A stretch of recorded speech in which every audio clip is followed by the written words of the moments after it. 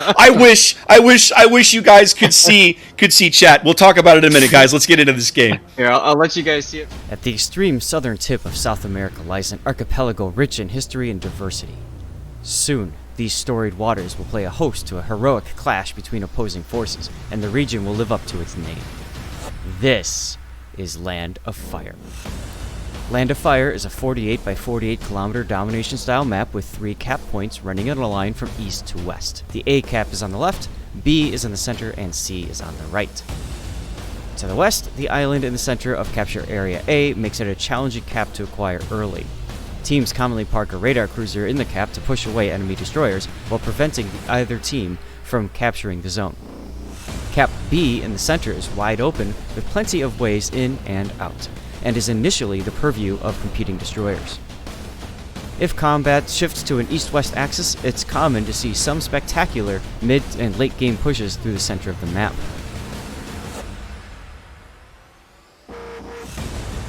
On the right, Cap C and the islands to the east make a tempting target for teams looking for early cap points, but teams who invest too much firepower along this edge of the map may find themselves at an extreme disadvantage later in the game. 18 ships, 2 teams, 1 victor. It's time to play Land of Fire. All right, ladies and gentlemen, welcome to Game 3 here. We are in the winner's bracket of Group G, Day 2, as Kraken and QCN have battled to a stalemate thus far, both teams winning a game, as we deploy on Land of Fire. Ooh, Zath, Interesting. talk me through the Kraken lineup. So Tedster's decided that he wants to penetrate all the things, and he's taking a Yamato. Well, not only that, but look closely at that Yamato. He's got the steel camo. Yes, yeah. he does. He brought his fancy steel camo. Yep. It blinds us. It hurts us. And then we've got Verm in the Kremlin, which is interesting. Curious to see Verm, in a battleship. I'm sorry? Curious to see Verm in a battleship. It's actually quite common spotting Verm in a battleship as of last clan battle season. He played Ishmael for almost all of our games. We've got SF in the Salem, which is very interesting. It's got that little T-Rex style radar, so that rar. Nav in a Moskva, and then Hanger and Grief are both in Nevsky's now. And then, Doubling of course, down on Nevsky. Our Sue Summers and Shima. And I didn't notice this before, but White's is in a Shimakaze now. Oh and my. He's running the 20-kilometer torpedoes. Well, and we see a similar scenario at B setting up for Game 3 as we saw in Game 1 with Zinke and Admiral Oliver's Minotaur. K working the cap here as Zinke and the Minnow try to run him off and cap B. But now the interesting bit this time, Zath, if you look, Navbot's Moskva is going to move up, and poor K is not going to be all by himself in this cap this time. Torp's coming into the smoke for Admiral Oliver. Yeah, but surely he's got his hydro up. Yeah, he's going to be fine. That's the beauty of Minnow. So since we're in Game 3, real quick, since we're still kind of moving to the opening positions, who you guys got? They're going to hate me for this pick, but they almost didn't win Game 1. They got rocked in Game 2. Zath, Kraken has not looked all that good this series, right? They just really haven't. Now you see Nav getting some good damage into Admiral Oliver there. But I don't know. Right now, if I was a betting man, I'd be putting my money on QCN. I would. Yep. They've looked better the whole series. Yep. I'll tell you what. One of the things that and we were talking about earlier. Oh, nice. You were talking to me about what to expect from Kraken. One of the problems that we have as Kraken, and it's a problem and it's also a bonus for us. We often rotate players in different ships. Like K, you almost always see in a destroyer, fair enough. But now you're seeing Vermin in a battleship, and you even made that comment. It's weird seeing Vermin in a battleship. We haven't seen there in the series. Is kind of what I was mentioning. No, right. But I'm just saying, in general, like a lot of people don't think of Vermin as a battleship player for Kraken, plain and simple. So I think Kraken's difficulty is in building a strategy. I talked about earlier about how it requires a certain level of teamwork in order to pull off. But then you put people in different ships that they're not used to playing, in that teamwork scenario, and it adds to the difficulty level for Kraken. Well, despite picking up 3 destroyers, they still do not have a cap advantage here. K is working the top end of B. They've given up C, and they're absolutely going to give up A. They don't have moved on, of course. They don't have the firepower to do anything about A. They have just the Shima and the Nevsky over here, and that is it. They seem very content to basically their deployment basically says my play's at C. I see it. Look at Spot the gearing. Is he radared? No. Oh. No torpedoes. Oh no. Oh no, he's going to take at least 2. He's going to take 2. No, oh, it's one. Just one. Just okay, so one. desync. Goodness gracious. Still a big hit.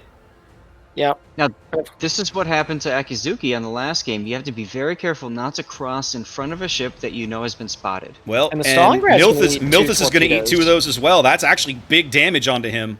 Well, look at Griefer's positioning, guys. He's, I'd imagine, is completely stealth firing right now, for sure. Oh, yes. Oh, yeah. And he's got the range for it, and Milthus probably been eating a lot of damage. Milthus is actually flooding. He is indeed stealth firing. Milthus is flooding. Yeah. If they can get him to light, they could bag this Stalingrad early. That'd be a huge kill. They do succeed in driving K off the B cap again. Milthus on 1200 HP. He's going out. He's done. No, Wow. no, 441. 441. Oh. 441 HP. Can they see him? They cannot. No, they cannot see him. They have no vision on him right now. Griefer should just keep spamming that if I were him. He gave up. I would too. He gave up. Yeah, now there's the heal. Oh, they're getting really good hits into K as he runs out of the B cap. There's torps too. The torps are fine. He turned away from the torps. One of the things about both of us being members of Kraken is we know that they're going to watch the stream afterwards. Oh, yeah. And when they see how close they were to killing Milthus, oh my goodness. Yeah. Got some shenanigans near the fidget spinner island, as gloriously said by Virtual Senpai. The Moskva of Deadpool is now going to be completely stuck there, and Verm is going full speed ahead in the Kremlin, so there's always some shenanigans going on there. But of course, Kraken, they're down 3 caps, and we all know how quickly this stuff ticks, so they're going to have to do something here extremely quickly. They're on the clock here. They've got less than 4 minutes to make a play. It looks like they've got eyes on Milthus again. They do. They see him now. He's popped a heal. He's up to 12,000, but he's got shells coming in from everybody. They're really hunting that kill. They know they got to get him off the board. Griefer's got the range mod and getting some decent hits in there, but they got to get this kill before his next heal is going to be up. Well, and there's more torpedoes going in as well. Although he's getting it behind the island, but he's showing a beautiful shot to the Moskva. Yep. Kanavbot's got to make this shot. This has to happen. They lost him. They have no vision on him again. He's backed up too far. Yep. Okay. Yep. Special K is only 14.6 away, just barely out of the detection. It's a shame. Mm-hmm.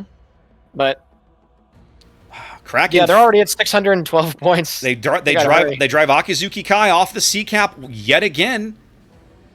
Yep. As K Summers makes an aggressive push to get into B here. Uh-oh. Now this might be big. Zinke is gonna eat it. No. Oh, he's gonna barely dodge one. But I mean, this is incredibly risky for K. He's well into this cap. There's a Minotaur right there. Now, the Yamato would have shots, right? That's Ted. There's the radar.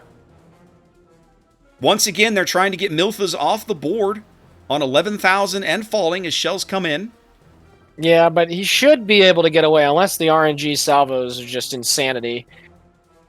Because he's going to get out of range of everything, except for the Yami, of course. But the Yami doesn't have a shot, so... Torp's coming in on Verm. He'll be okay. Oh, boy. He'll take 1. Cat and mouse game continues at B. Zinke reversing into what might be another torpedo hit. Zinke's going to take one of these. He might take 2. He just takes the 1, but it's a huge hit. Oh, yes. Zinke on 3,500 HP as Oliver comes up around the island to try and guard him. 3 minutes, Kraken is 50 definitely seconds. Trading HP much better in this one. They just got to get these frags. They're they got to get trading the very frags. well. They are going to pick up the C cap. Akizuki finally does manage to bag the C cap. They've got the Moskva. That's Deadpool incredibly low. They've pushed Gearing's coming in for smoke. way off the map. He's very low. I'll tell you There's what. a rear turret from Ted. If I was Kraken, I'd be sending whites into A. Even though there's a Des Moines there, you gotta stop the point gain. They really should. Like, why not? Who's going to take shots on him? The Des Moines would have to come around the corner to do anything about it.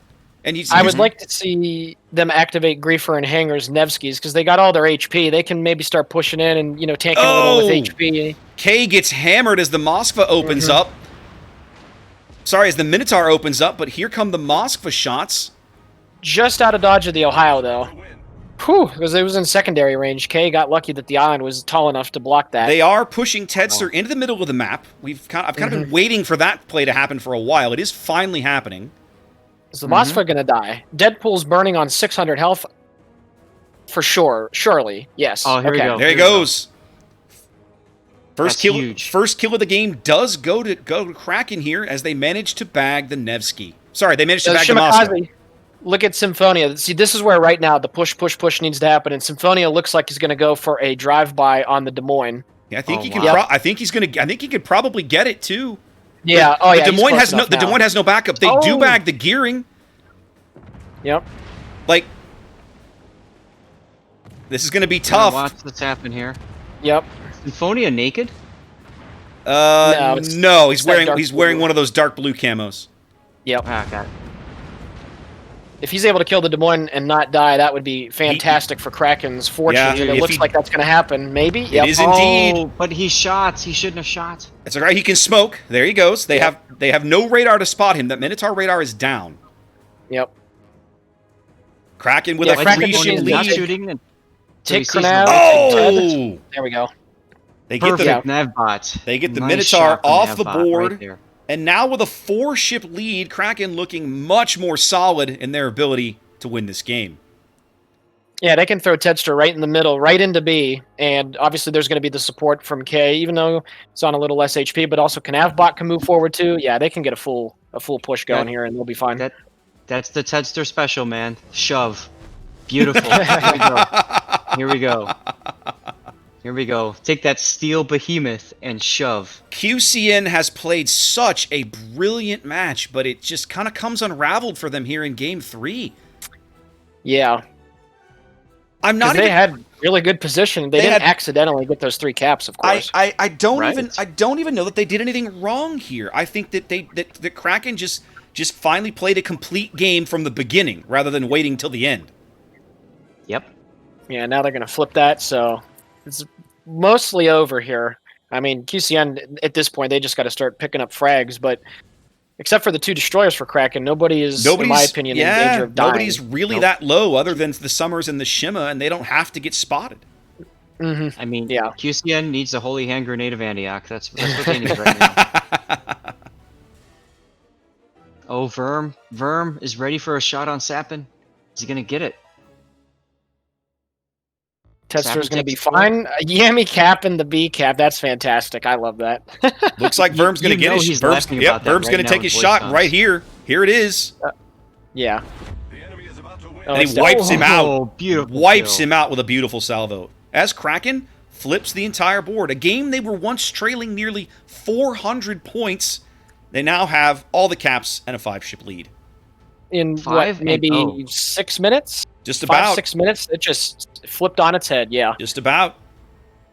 This is King of the Sea, ladies and gentlemen. That's the way these matches go sometimes. Yep. Mm-hmm. Ted's got the shot on the Stalin. About to see a little Summers on Summers action Yep. at C, maybe? Depends on where Zinky pops up here. Now, let's see. About 6 here.